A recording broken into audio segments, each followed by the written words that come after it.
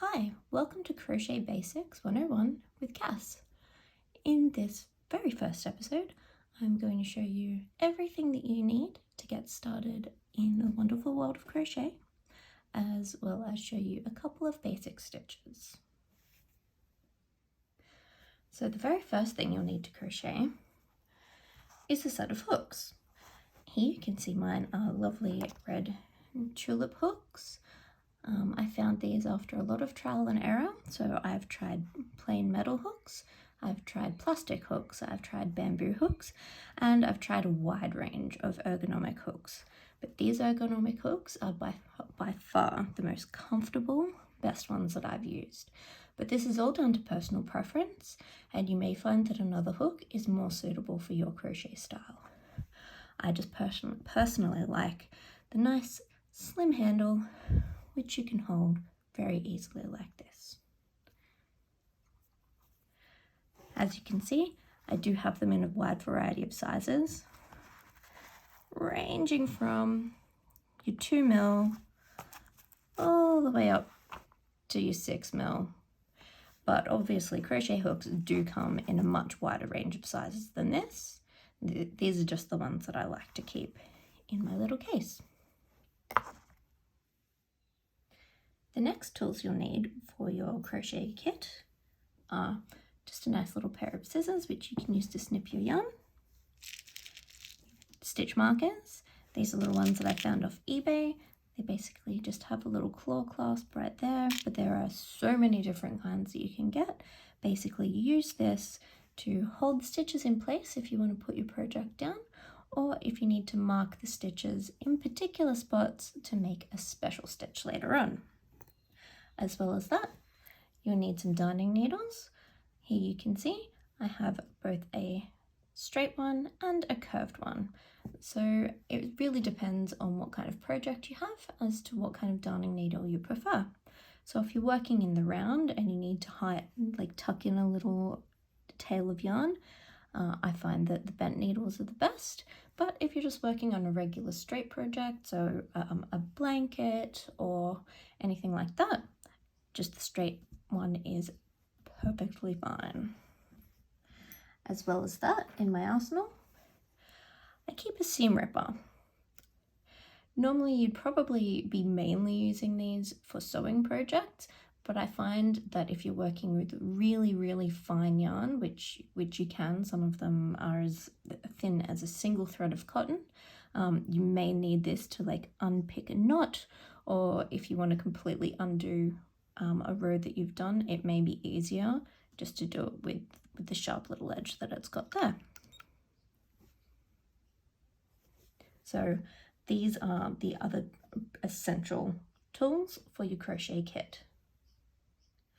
Now, another tool for your crochet kit that I would say is also absolutely essential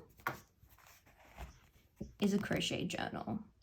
So this is not something that I've always kept while I've been doing my project, but since I've actually gotten one, it has been just so valuable to basically just flick through and keep a record of what I've done, what kind of fabrics I've used, who the projects are for, how long it's taken. I've got little spaces here where you can draw your projects. I'm saving mine to put some photographs into it, but it's just been the most useful little tool that I wish someone told me to get this when I first started to crochet. So this beautiful crochet journal you can get online through the Hobby website. A lot of my things are through Hobby because I think that their quality of product is just exceptional. So you will see me using some Hobby products quite regularly. So crochet journal, Hobby, fantastic, love it, love it, love it. Can't stress the importance of this enough. Finally, and maybe one of the most important things you do need for your crochet projects are your yarn. So here I've got one of my favorite kinds of yarn, which is a Sheepy's Color Crafter. So I know that I pronounced that incorrectly, but I don't want to butcher it. The quality of this acrylic yarn is absolutely second to none. It's so soft, it's beautiful to work with. But aside from the sheepies, I also really love my hobby yarn. So a lot of their balls have a really easy center pull tab right there.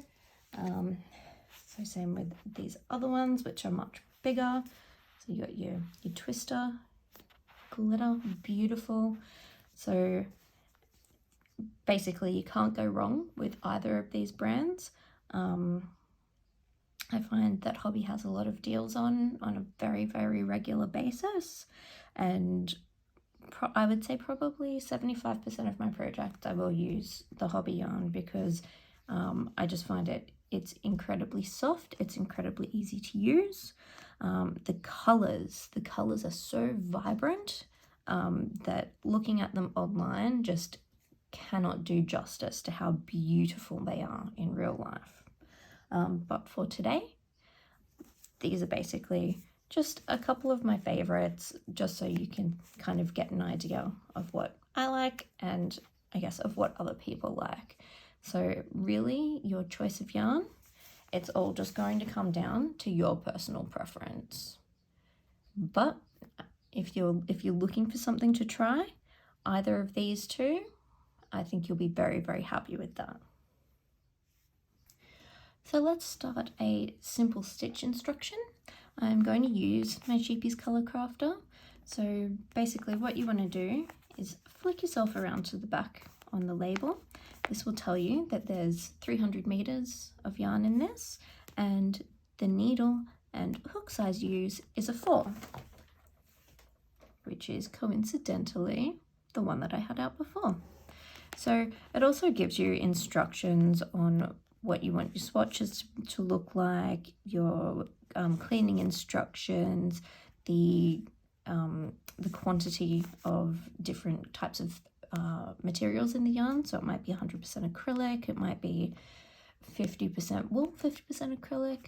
It all just depends on the yarn itself.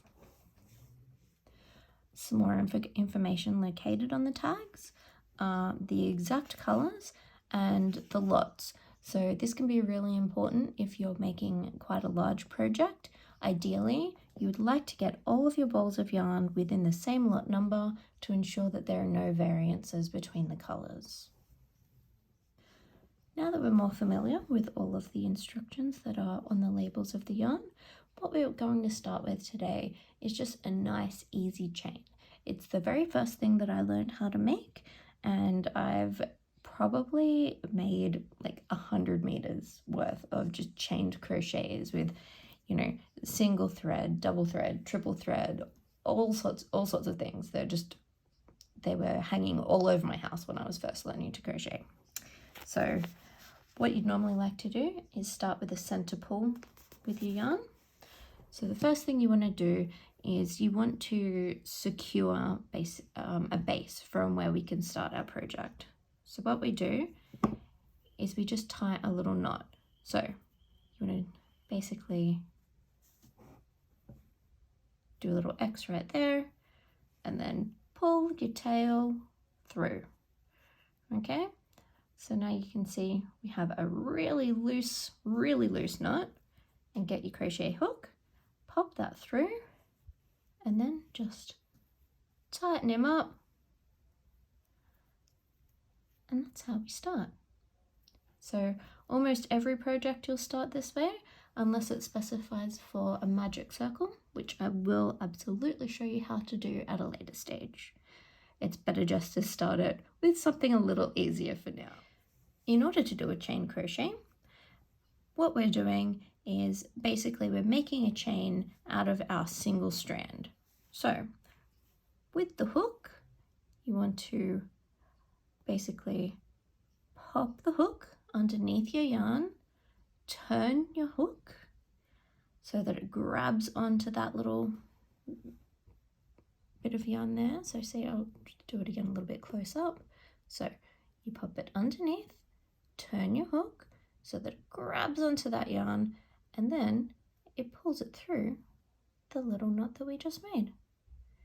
So again, we pop the hook underneath the yarn, turn our hook, and then pull it through the hole. So eventually, as you keep going, with almost every stitch, you'll just get faster and faster and faster. So as you continue to go with your chain, you just want to continue. Put the hook underneath the yarn, turn your hook until it grabs the yarn right there, and then pull it through. And then just keep going. And for your very first stitch, I would honestly suggest just keeping going with making chains. Undo the chains that you've already done, start again. Make another set of chains. Make chains in different colors. Make chains with, 2 or 3 different threads. The more that you get used to this, the more easier it's going to be for you in the long run, as you start to get used to doing additional actions. So basically what you need is to get used to that action of putting your yarn under and then pulling it through. So it's like under and through, because that's going to be the majority of every stitch that you do. Now I just wanted to show you the same thing with my twister. So basically here we have all of our yarn instructions again. So this one is 55% cotton, 45% acrylic blend. It's a 400 meter ball. So it's basically saying here, so this is your knitting instruction, because you can see with the 2 little knitting needles. And here's your crochet instruction. So they're suggesting to use a 3.5 to a 4 millimeter hook. So what I'm going to do is grab out my 3.75. Basically, you can use any hook between the 3.5 to the 4 millimeter hook. It all depends on your personal preference. So sometimes you might like something to be made a little bit tighter, in which you'd use your smaller hook size, or you might want it to be a bit looser, so you use a bigger hook size. But that also being said, this is still just a suggestion. So some certain projects you might be looking at, they'll say use this exact yarn, but you need to use a 2.5 millimeter hook. And that's just to ensure that the correct tension and tightness of the project are maintained. So because of our beautiful Easy Start label, which I will just very quickly snip off here eventually. There we go. It's incredibly easy to start these ones. So what we want to do is just make our little knot again. Little knot. Pop our hook through. Tighten him up. Okay.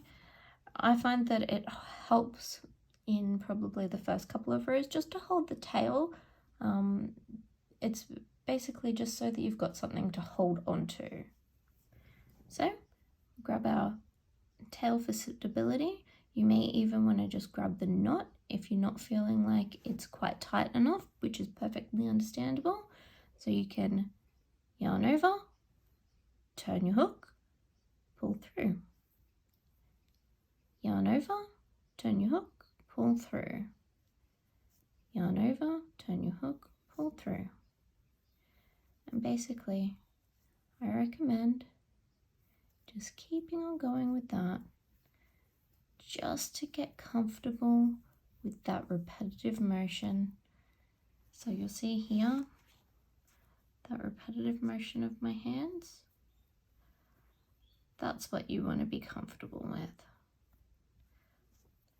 Now we've made our chain, and from here is where a lot of your projects will start.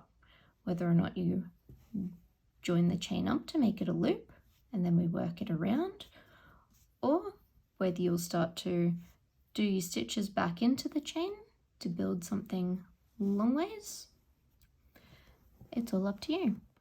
But until next time, we've got our nice easy chain And I suggest just keep chaining away until you feel really comfortable with that motion and you feel confident enough that the next stitch is going to be a piece of cake. All right, I'll see you guys next time.